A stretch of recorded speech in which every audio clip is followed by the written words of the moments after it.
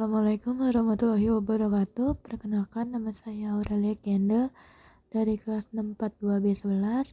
Saya akan mempresentasikan tentang penanganan perubahan iklim.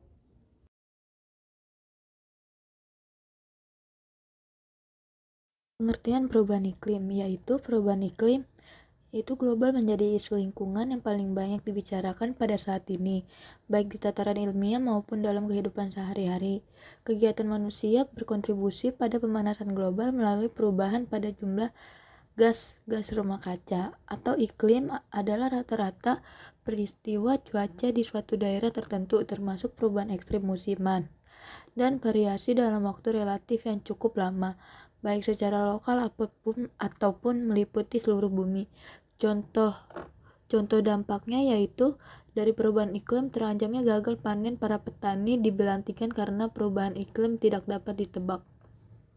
Selanjutnya ada ciri-ciri perubahan iklim, yaitu yang pertama meningkatnya pemanasan global, yang kedua jumlah karbon dioksida yang lebih banyak di atmosfer, tiga lebih banyak air tetapi penyebarannya tidak merata, empat kenaikan permukaan laut, lima pengurangan tutupan salju. Selanjutnya penyebab perubahan iklim yaitu pemanasan bumi. Bumi memiliki sistem tersendiri untuk memanaskan temperatur dengan cara menghasilkan efek gas rumah kaca. Karena jika tidak ada gas rumah kaca, bumi sebenarnya menjadi 33 Celcius lebih dingin dari yang sekarang. Perbedaan suhu siang dan malam akan sangat kelihatan sehingga tidak memungkinkan untuk ditempati oleh makhluk hidup. Yang kedua, aktivitas matahari. Sejumlah variasi dari aktivitas matahari yang telah diamati. Matahari memancarkan radiasi ke bumi yang akan diserap oleh bumi. Hal ini menyebabkan menjadi panas. Yang ketiga, bervariasi jalur orbit bumi, menyebabkan variasi luas permukaan bumi yang terpapar kepada matahari, dan gerak poros bumi mempengaruhi perubahan iklim sepanjang zaman. Yang keempat, pergerakan lempeng tektonik. Bumi ini terdiri dari lempeng tektonik yang bergerak dan bergesekan satu sama lain. Hal ini terjadi pergeseran lempeng, maka struktur tanah akan berubah menyebabkan perubahan susunan atas karbon yang tadi ada di bawah akan berpindah menjadi ke atas permukaan. Yang kelima, El Nino dan La Nina. El Nino adalah proses terjadinya peningkatan temperatur atau suhu air laut di daerah perudaan ekuator yang berdampak mengganggu iklim secara global. Sedangkan La Nina yaitu kebalikan ketika suhu atau temperatur air laut di daerah Peru dan ekuator menjadi dingin. Selanjutnya, perubahan iklim faktor manusia. Yang pertama, gas rumah kaca.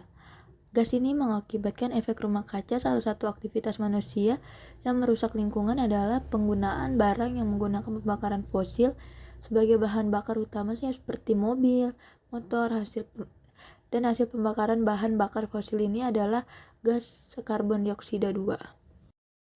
Setelah itu, apa aja sih dampak peristiwa alam terhadap lingkungan dan manusia? Yang pertama, dampak positif dari peristiwa alam yaitu bagi daerah letusan gunung berapi dapat menambah kesuburan tanah yang bermanfaat bagi pertanian. Yang kedua, dapat dijadikan objek wisata setelah adanya letusan gunung berapi yang dapat mendapat devisa negara. Yang ketiga, dapat membangkitkan industri atau industri semen yang berkaitan dengan perbaikan infrastruktur pasca bencana. Selanjutnya, cara penanganan perubahan iklim. Yang pertama, tindakan individu, yaitu setiap orang dapat membantu membatasi perubahan iklim. Kita menggunakan cara hingga listrik yang kita gunakan, hingga makanan yang kita gunakan, kita bisa membuat perbedaan.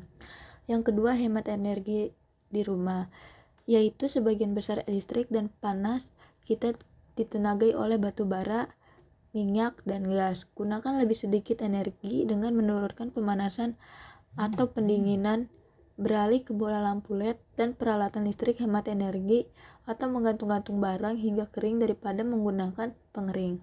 Yang ketiga, jalan kaki, bersepeda, atau naik transportasi umum, yaitu jalan raya dunia tersumbat oleh kendaraan. Kebanyakan dari mereka membakar solar atau bensin, berjalan atau mengendarai sepeda daripada mengemudi, akan mengurangi emisi gas rumah kaca dan membantu kesehatan dan kebugaran. Lalu yang keempat, perbanyak makan sayur dan makanan bergizi, yaitu mengonsumsi lebih banyak sayuran, buah, gandum, serta daging, susu, serta signifikan menurun dampak lingkungan kita. Mengonsumsi makanan nabati menghasilkan sedikit emisi rumah kaca dan membutuhkan sedikit energi tanah dan air. Yang kelima, kurangi dan gunakan kembali, perbaiki, daur ulang peralatan elektronik, pakaian, barang lainnya yang biasa kita konsumsi dan dipergunakan menyebabkan emisi karbon di setiap titik produksi, mulai dari ekstraksi bahan mentah hingga pembuatan dan pengangkutan barang ke pasar. Yang keenam, menanam pohon. Yang ketujuh, kurangi penggunaan AC. Yang ke-8, menerapkan reduce, reuse, dan recycle. Sekian presentasi dari saya. Apabila saya ada kekurangan kata atau pengucapan kalimat, mohon dimaafkan. Terima kasih, selamat pagi.